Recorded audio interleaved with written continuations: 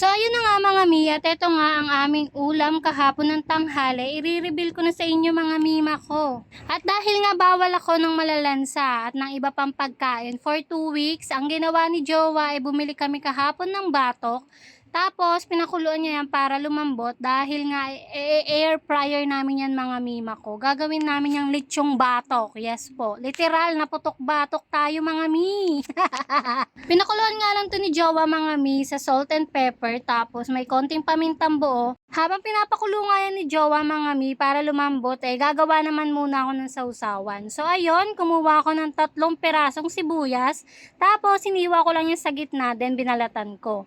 Pagkatapos kong balatan mga mima, hiniwa ko lang siya ng mince cut. Pagkatapos, ilalagay ko yan dito sa malinis na mangkok mga mi. Sa paggawa nga nitong sausawan mga mi, nagtanong pa ako kay Jowa kung ano ba yung dapat kong gawin. Kasi nga alam nyo na hindi tayo marunong magluto.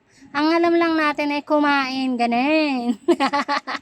So ayan na nga, hiniwa ko na yan lahat mga mi. Pagkatapos, isusunod kong hiwain yung mga kalamansi. Naghiwa nga lang ako dyan mga mi ng mga 8 pirasong kalamansi. Tapos sinati ko lang siya sa gitna. After kong hatiin, piniga ko na yan dito sa mangkok at sinama ko na siya sa sibuyas mga mi. Nung napiga ko na lahat ng kalamansi, naghiwa naman ako ng 2 pirasong sili para naman maanghang yung sausawan namin. Sanay na sanay talaga kami ni Jowa na maanghang yung pagkain namin. Pag wala kasing anghang, ang plain-plain lang ng panlasa namin doon.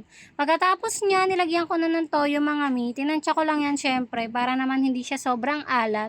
Then after nyan, tinikman ko kung okay na yung lasa. Pero dahil nga medyo maalat, nagdagdag pa ako dyan ng 3 pirasong kalamansi mga mima, tas konting Knorr seasoning. Tapos, sinet aside ko lang yan mga mi, kasi nga hindi pa naman luto yung uulamin namin. Dahil nga malambot na yung baboy mga mi, hinangon na yan ni Jowa, tapos tinusok-tusok niya lang yan, then pinahanginan lang namin ng saglit. Nung okay na, sinalang na namin yan dito sa air fryer ng 180 degree for 15 minutes mga mi. Sa totoo lang mga mi, malaking tulong din talaga tong air fryer sa bahay, kasi nga pag gusto namin ng ganitong ulam, ine-air fryer na lang talaga namin. Hindi na namin siya niluluto sa kawali. Madami rin namang advantage yung paggamit na itong air fryer mga mi. Tulad yan, kaya nitong palutongin itong niluluto naming batok. Tapos, hindi ka kailangan gumamit ng oil. Kasi kung lulutuin natin to mga mi ng normal way of cooking, ang gagawin natin, kailangan natin ng maraming mantika kasi i-deep fryer siya para lumutong siya. Tulad na lang din sa pagluto ng fries. Di ba pag nagluluto tayo ng normal na fries, kailangan natin ng mantika. Kailangan lulubog natin siya doon para maluto talaga. So, dito sa air fryer, talaga naman isasalang mo lang siyang ganyan. Tapos, magsiset ka lang ng timer, di mo na siya kailangan bantayan kasi pag tumunog siya, ibig sabihin tapos na siyang magluto. Ganun. Anyways mga mi, tapos na nga namin lutuin itong batok at tingnan nyo naman kung gaano ka-crispy to. Paparinig ko sa inyo mga mi, wait lang. Yun? Yung gaano kalutong?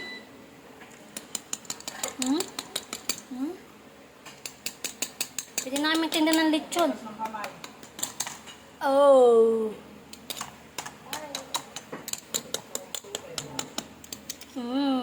Pinanggalingan. Then, turn it up. And plug. The Son, the Holy Spirit, Amen. Lord, thank you po sa mga pagkain at sa mga blessings, Amen. Father, Son, the Holy Spirit, Amen. Thank you, Lord. Thank you, Lord. Kain po tayo mga mi. So ayan, syempre paalala lang, pag ganito yung ulam nyo, kumain lang po tayo ng tama. Kasi po talaga namang nakaka-high blood yung ganitong magkain mga mi. Literal na masarap to mga mi, pero delikado naman pag napasobra tayo ng pagkain. So ayun lang, lagi tayong mag-iingat and keep safe mga mi. Babush! Yummy yarn. Cheat day. Look day. Ano? Yummy! Look day! Yummy! Kami mo, lapang bago kay ate, oh. Yummy! Yes! Yung kanin ko. 2. Cheese!